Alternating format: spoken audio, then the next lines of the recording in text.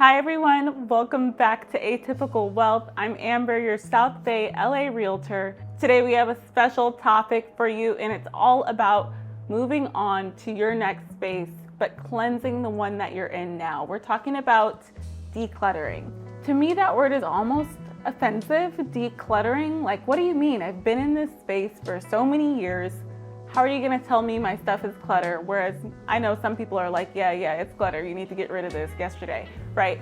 But when you're actually going through your home and trying to get out, when you're actually going through the belongings of your home, really sorting through those memories, really unpacking, organizing, and trying to figure out what's gonna come with me to the next chapter of my life, it's emotional, guys, and you need a system. So that's what today's video is all about. So this channel is your one-stop shop for all things South Bay LA real estate, whether it's you buying, you selling, you transitioning to your next space.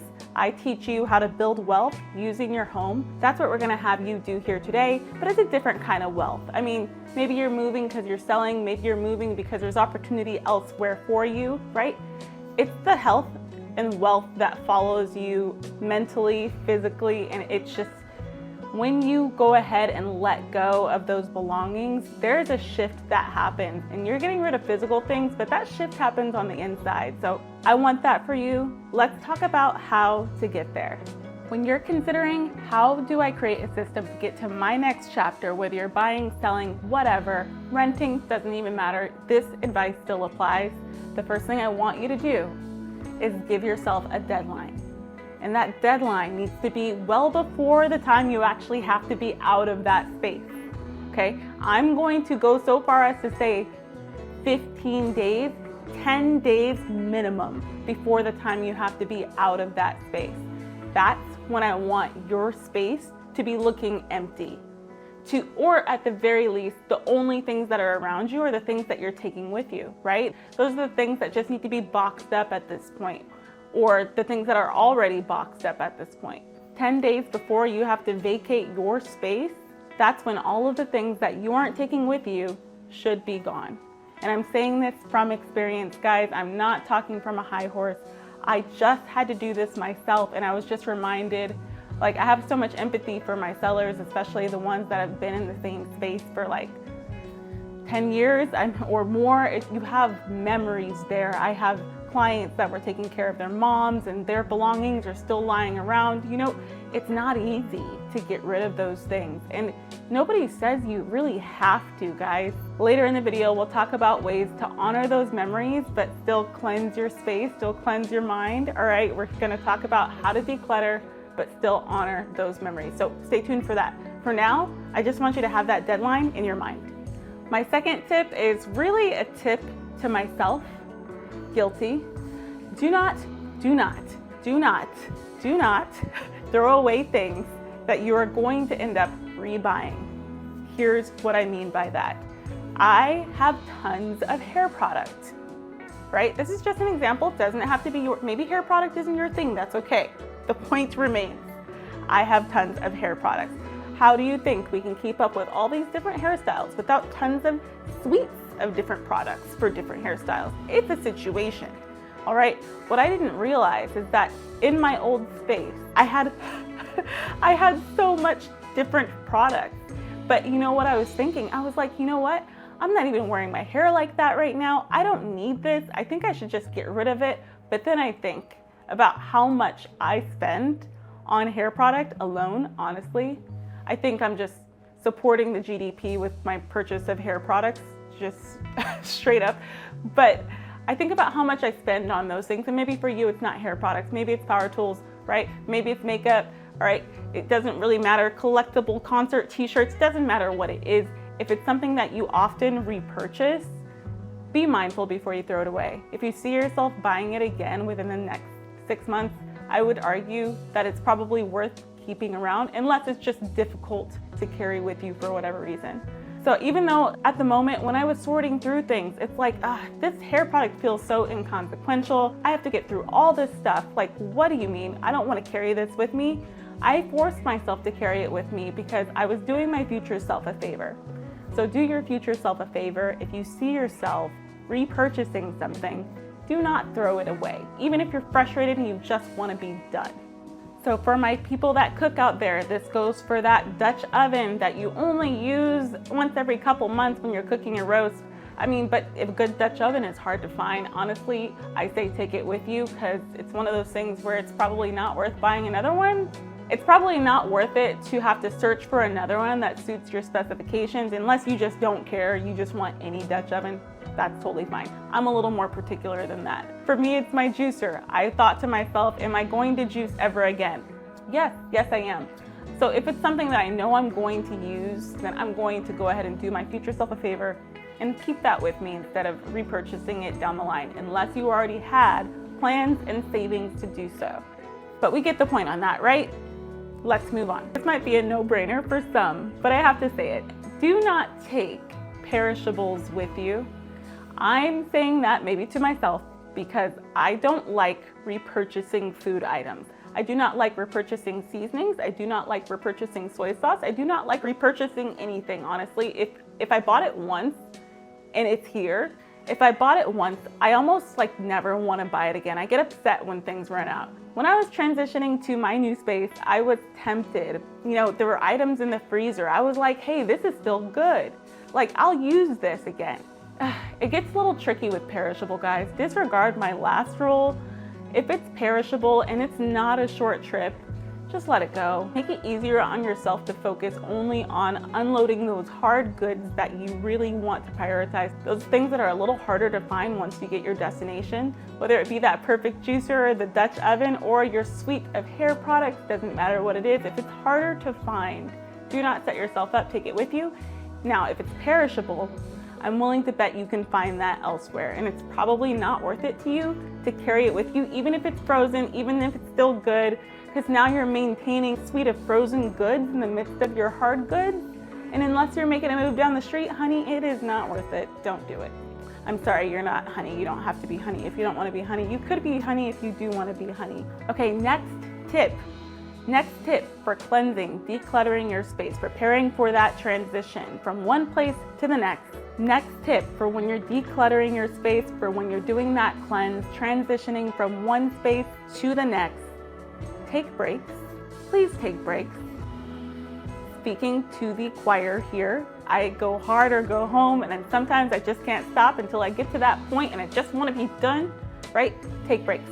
And I say that because it is very exhausting, it's very emotional, and if you're too tired, you'll start making poor decisions, okay? It's great if you have people with you that are doing this process with you. It's also a challenge if you're doing this process with somebody else, because you might have different ideas on what should go, how things should be done, how long you're gonna work on this. Why is this person sorting through the photo album? We got this whole section to clear right now. It becomes a journey in and of itself, right? But take breaks, okay? Do not let yourself work on this for more than 2 hours straight without taking a break. And I say that because you want to feel refreshed, you want to make good choices, and you're going to come up with better ways to do things once you take that breather, okay? You might take a break and realize, you know what? This part actually shouldn't be done today. I should probably prioritize this because I don't even know. I've spent 2 years without going through that section. This, I know I have stuff in here I want. Whatever it is, take a break so you can make those good decisions. The next point I want to make to you is to respect your belongings, respect your lived experiences.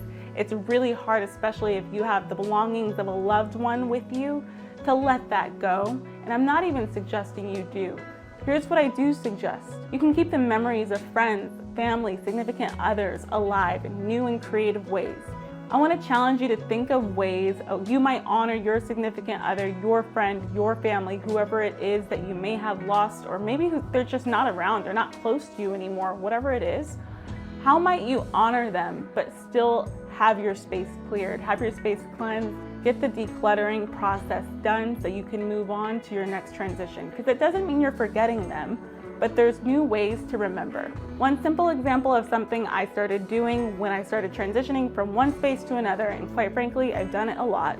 When I found old birthday cards, anything else that somebody gave to me, artwork, doesn't matter what it is, I started taking a picture of it, throwing it in a friend album or throwing it in a family album. I started digitizing it so I didn't have to hold on to that physical piece of paper, which I was carrying around for years and years, right? Because really it's the message that matters, it's the thought that counts, it's really the spirit, it's really the intention there that matters. So why not capture that in a new way and still honor it? And in a way, it's even more respectful to digitize it in an album because you're taking it with you wherever you go, or at least wherever you bring your cell phone, which for me is everywhere.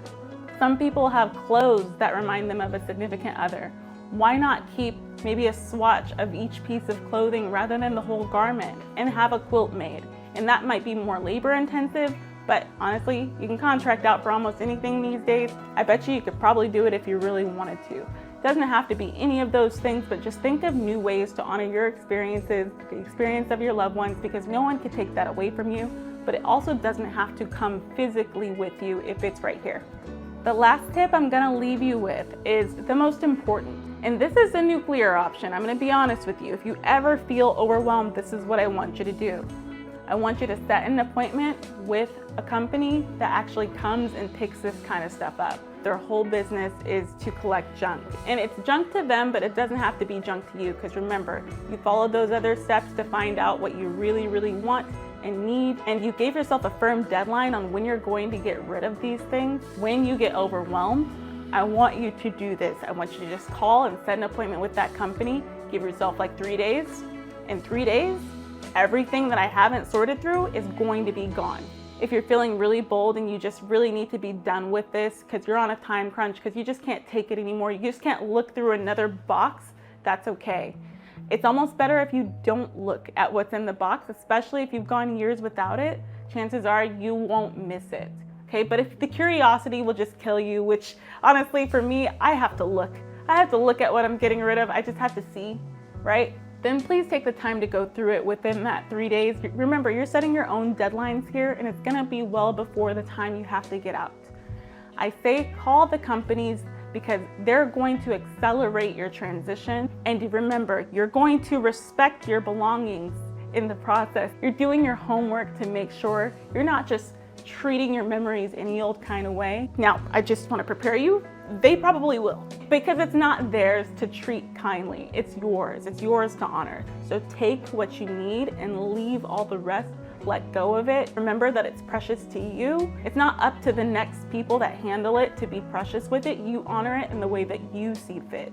If it's that important, please take it with you. Now, I do walk it like I talk it. I did this very same thing recently. I was getting so overwhelmed with this transition. I just had to call in reinforcement. Just come get this stuff.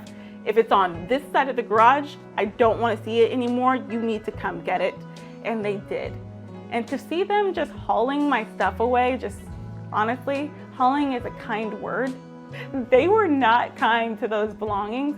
And I did have to mourn that a little bit. I was like, they're throwing it in there. Oh, and it just broke as he threw it in there. But then I had to remember that I had it sitting there for 2 years. If I really cared that deeply about it, wouldn't it be in my possession? If I really needed it, wouldn't I already have it? I mean, this is where emotion meets rational here, and it's important to use both and respect both sides of that brain when you're going through this process, because both of them really do matter.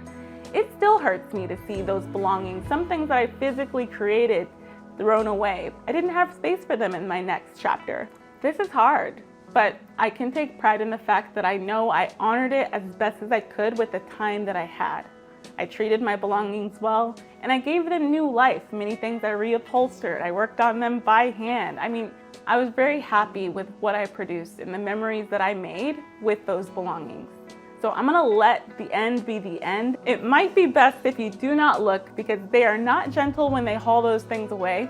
But what felt really, really good was to see all of that blank space after they were done. That feeling, that weight lifted off. That's what you get once you go through these steps. Once you take these steps to make that transition, you just feel this weight lifted off your shoulders. And you are going to cry, maybe you are going to shed a tear, you're going to get a little anxious, right? Or maybe you'll feel nothing because you're just so done with this chapter and ready for the next one. Either way, whatever you're feeling, honor that That's important because you don't want to feel dragged down in your next chapter. You want to be looking forward and not back, because there's nothing but good things ahead of you. One pro tip I forgot to mention as well, when you do get overwhelmed, I want you to move everything to the get rid of it pile. I know that's dramatic. We're talking nuclear here, but we're getting somewhere. When you feel overwhelmed, take that one section of belongings and move them all to the I'm getting rid of it pile. And then, yes, there's a part 2. Go ahead and go through that section inside of the I'm getting rid of it pile. And I need you to find a reason why you want to take it out of that pile. And I'll tell you what, it does something different when you actually put it in the I'm getting rid of it pile. Now you're kind of practicing that Marie Kondo method, that what sparks joy, right? Or even just even a little bit of, I like this and I don't want to rebuy it. What sparks joy and what sparks logic, okay? Put it in the I'm getting rid of it pile and then start taking out those items that you want to save that need to come with you to the next chapter. So I'm gonna leave you with those practical tips. I know that they work because I just used them myself. I don't know many non-military folk that have moved as much as me.